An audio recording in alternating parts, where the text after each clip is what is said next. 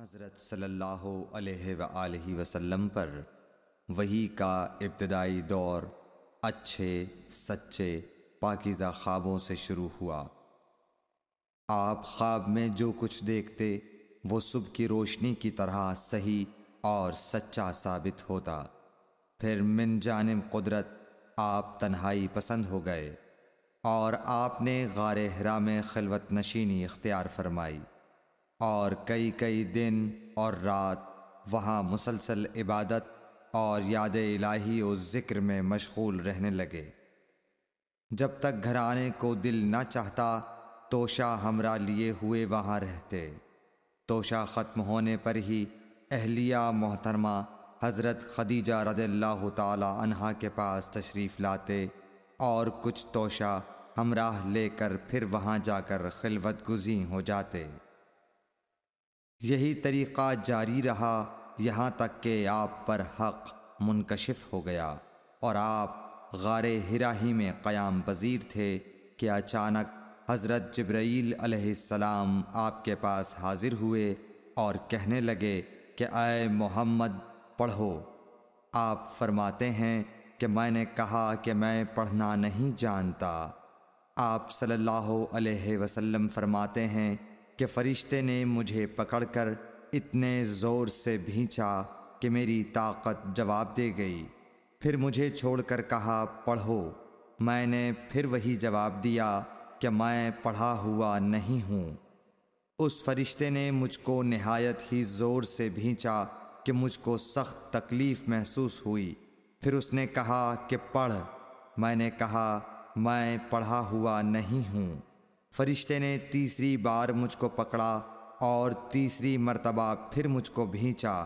پھر مجھے چھوڑ دیا اور کہنے لگا کہ پڑھو اپنے رب کے نام کی مدد سے جس نے پیدا کیا اور انسان کو خون کی پھٹکی سے بنایا۔ پڑھو اور آپ کا رب بہت ہی مہربانیاں کرنے والا ہے۔ بس یہی آیتیں آپ حضرت جبرائیل علیہ السلام سے سن کر اس حال میں غار حرا سے واپس ہوئے کہ آپ کا دل اس انوکھے واقعے سے کانپ رہا تھا۔ آپ حضرت خدیجہ کے ہاں تشریف لائے اور فرمایا کہ مجھے کمبل اوڑھا دو، مجھے کمبل اوڑھا دو۔ لوگوں نے آپ کو کمبل اوڑھا دیا۔ جب آپ کا ڈر جاتا رہا تو آپ نے اپنی زوجہ محترمہ حضرت خدیجہ رضی اللہ تعالی عنہا کو تفصیل کے ساتھ یہ واقعہ سنایا اور فرمانے لگے کہ مجھ کو اب اپنی جان کا خوف ہو گیا ہے۔ آپ کی اہلیہ محترمہ حضرت خدیجہ رضی اللہ تعالی عنہا نے آپ کی ڈھارس بندھائی اور کہا کہ آپ کا خیال صحیح نہیں ہے۔ اللہ کی قسم آپ کو اللہ کبھی رسوا نہیں کرے گا۔ آپ تو اخلاق فاضلہ کے مالک ہیں۔ آپ تو کنبہ پرور ہیں، بے کسوں کا بوجھ اپنے سر پر رکھتے ہیں، مفلسوں کے لیے آپ کماتے ہیں، مہمان نوازی میں آپ بے مثال ہیں اور مشکل وقت میں آپ امر حق کا ساتھ دیتے ہیں۔ ایسے اوصاف حسنہ والا انسان یوں بے وقت ذلت و خواری کی موت نہیں پا سکتا۔ پھر مزید تسلی کے لیے حضرت خدیجہ رضی اللہ تعالی عنہا آپ کو ورقہ بن نوفل کے پاس لے گئیں جو ان کے چچا زاد بھائی تھے اور زمانہ جاہلیت میں نصرانی مذہب اختیار کر چکے تھے اور عبرانی زبان کے کاتب تھے۔ چنانچہ انجیل کو بھی حسب منشائے خداوندی عبرانی زبان میں لکھا کرتے تھے۔ انجیل سریانی زبان میں نازل ہوئی تھی، پھر اس کا ترجمہ عبرانی زبان میں ہوا۔ ورقہ اسی کو لکھتے تھے۔ وہ بہت بوڑھے ہو گئے تھے، یہاں تک کہ ان کی بینائی بھی رخصت ہو چکی تھی۔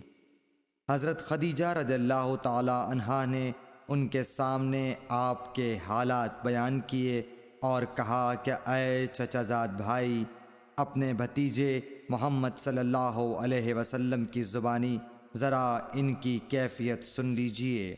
وہ بولے کہ بھتیجے آپ نے جو کچھ دیکھا ہے اس کی تفصیل سناؤ۔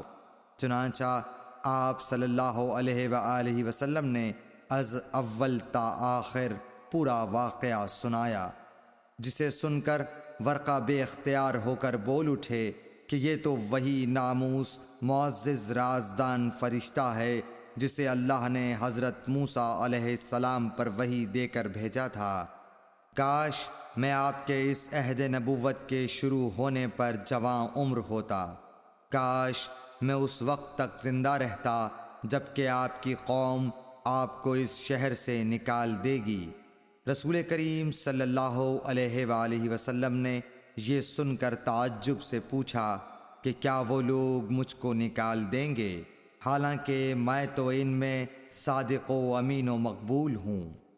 ورقہ بولا، ہاں یہ سب کچھ سچ ہے، مگر جو شخص بھی آپ کی طرح امر حق لے کر آیا لوگ اس کے دشمن ہی ہو گئے ہیں۔